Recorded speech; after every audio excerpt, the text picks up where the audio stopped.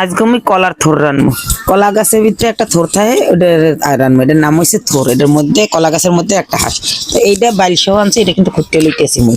উপরে কোন এটা হালাইয়ে সুন্দর করে কুচি কুচি করে লইতে হইবে। এটা কোটা কাটার জন্য কিন্তু একটা টেকনিক আছে, সেই টেকনিকে না কাটলে কিন্তু খাওন যাইবে না। তো এর লেগে কিন্তু মুই এই যে দেখেন কাটতে কাটতে আঙ্গুলে আশপাশে লইতে আসি। এই আশ থাকলে কিন্তু কলার থোর খাওয়া যায় না, খাইতে ভাল লাগে না। তা এর লাগে মনকে এই আঙ্গুলে সুন্দর করে কাটে কাটে ফেসাই লইতে আসি। এরপর আমার থোরগুলো একাল পরিষ্কার হইবে, খাইতেও ভাল লাগবে।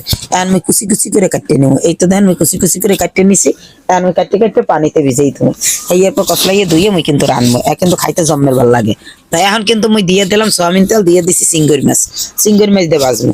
চিংড়ি মাছ আর দিয়ে দিছি নুন দিয়ে আন ভালো করে চিংড়ি মাছটা ভাজিয়ে রাখতেছি। এখন মুই কিন্তু দিয়ে দেবো কাঁচামরিচ। তা কাঁচামরিচ আর পেস্ট কুচি এই কিন্তু মুই দিয়ে দেবো। তা পেস্ট কুচি আর কাঁচামরিচ দিয়ে ভাজিয়ে এখন কিন্তু মুই এককালে কলার থোরটি দিয়ে দিছি। এরকম করে থোর ভাজি বন্ধুরা খাইতে একসে ভালো লাগছে। আর মুই একটু হলদির গুঁড়ো দিয়ে দেবো কালারের লিগে। তা এই তো মুই সুন্দর করে থোরগুলো ভাজিয়ে লইতে আসি। কলার থোর খাইতে কিন্তু একসের ভালো লাগে। এইটা কিন্তু একটু করতে কষ্ট, কিন্তু খাইতে জম্মের মজা। তাই মোর কলার থোর কিন্তু ভাজা প্রায় হইয়ে আইছে। এই তো দেখেন ভাজা কিন্তু হয়ে গেছে।